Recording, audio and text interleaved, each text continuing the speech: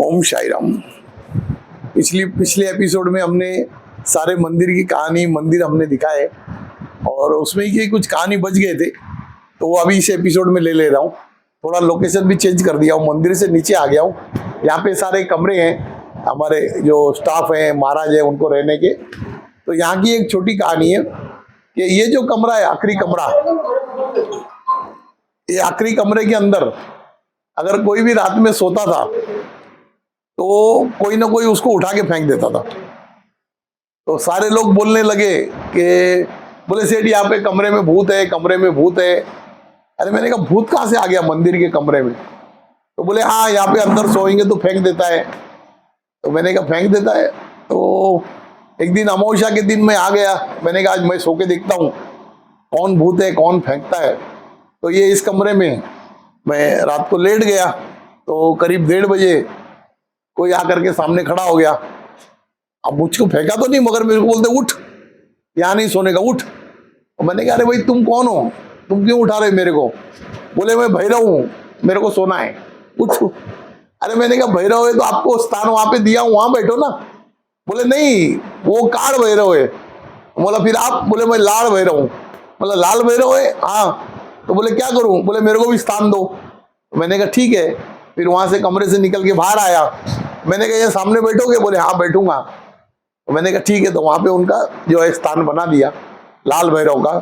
तो माता जी और काठ भैरव ये पहला आए और लाल भैरव उनके पीछे से आए। तो फिर उनको यहाँ पे स्थान दिया। तो जिस दिन उनको स्थान दिया और जब उनको स्थापन करने जा रहे थे तो वो ठंडी का वक्त था, तो बहुत ठंडी थी यहाँ पे। तो हमारे एक टेलीफोन एक्सचेंज के जो है ना जनरल मैनेजर साहब आए हुए थे, उनकी वाइफ भी आई हुई थी। तो उन्होंने मेरे को बोला, बोले परवीन भाई ये सब आप कर रहे हो, ये बिठा रहे हो, भैरव है, बोलते हो माता जी है, इसका कैसे पता चले ये सच है या झूठ है? मैंने कहा रुको 2 मिनट। मैंने भैरवनाथ को पूछा, मैंने कहा अभी आपका पर्चा दो, अगर आप यहाँ पे हो तो आपका पर्चा दो।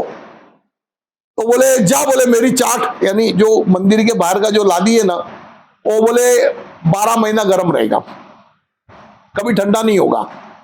तो मैंने उनको कहा, उनका नाम बद्रा साहब था, मैंने कहा साहब ये जूता उतारो और थोड़ा वो उसके बाहर जाके खड़े रह जाओ। तो बोले क्या जूता उतारा? बोले इतना ठंडा जगह है। मैंने कहा जाओ तो सही। और वहां जाके खड़े हुए लाल भैरव के सामने, तो उनको तो चटके लगने लगे पैर में, जैसे मानो किसी ने नीचे कुछ अंगार लगा दिया हो। दौड़ के आए, बोले वहां तो बहुत गर्म है।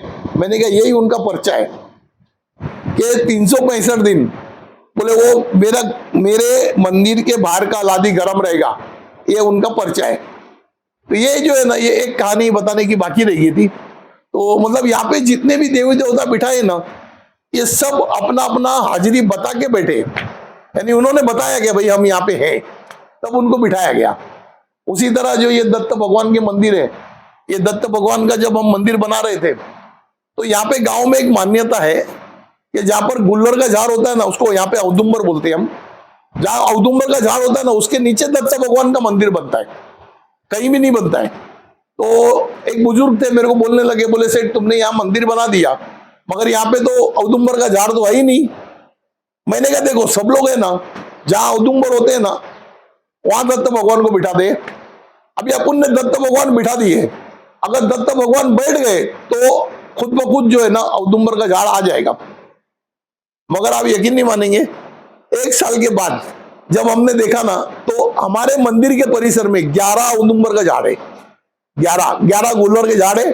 और एक झाड़ तो बिल्कुल दत्त भगवान के मूर्ति के बिल्कुल मंदिर के पीछे ही आया। अभी हमने उसका गुल्लर भी खाए, मैडम को भी खिलाया गुल्लर उसका। तो ये इस तरीके के वो पर्चे देते हैं, यानी हमारे यहाँ पे उसको ऐसा पर्चा बोलते हैं, जो मतलब क्या बोलते हैं इंग्लिश में, पता नहीं मेरे क्या बोलते हैं पर्चे को।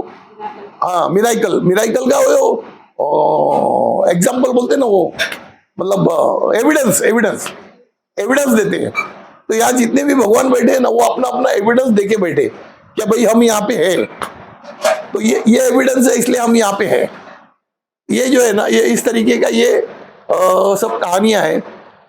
और यहाँ पे एक पहले नाग था हमारे पास, अभी भी है। तो वो ऐसे कभी भी निकल जाता, ऐसे इतनी बड़ी फन कर देता था, यानी 2 फुट के, कम से कम 2.5 फुट का। और लोग डर जाते थे। मैंने एक दिन माताजी से कहा, मैंने कहा माताजी ये बार बार डरा देता है लोगों को, तो माँ ने कहा उसको बोल दे कि भाई तू दिन में मत आना। तो मैंने कहा मेरा सुनेगा? माँ बोले क्यों नहीं सुनेगा, बोल दे।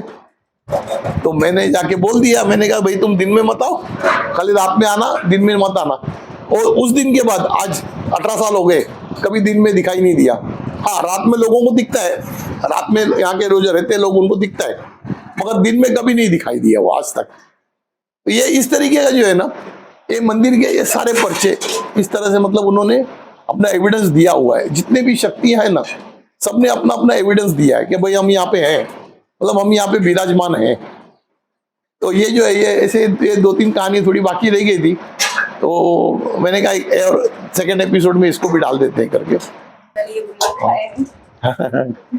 ये वजह कूलर है जो मैंने अभी दत्त भगवान के मूर्ति के पीछे जो अपने आप एक पेड़ लगा है, उसमें ये बहुत मीठे और बहुत अच्छे ये फल हैं जो मैं पहली बार आज खा रही हूँ।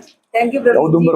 औदुंबर का बहुत अच्छा लग रहा है मुझे यहाँ से जाने। ये मैंने एक एपिसोड में बताया था ना आपको कि ये मतलब फूड पॉइजन वगैरह नहीं होता इसको ये खाने के बाद। ये राजा महाराजा ये खा के जाते थे किसी से मिलने के लिए, ताकि अगर वो जहर खिला देगा तो भी असर नहीं करता है। ये इसका ये तासीर है। अगर किसी दुश्मन के घर जाना है कभी खाना खाने के लिए, तो ये 4-5 खा के चले जाओ, आपको जहर भी पिला देगा तो कुछ नहीं होगा।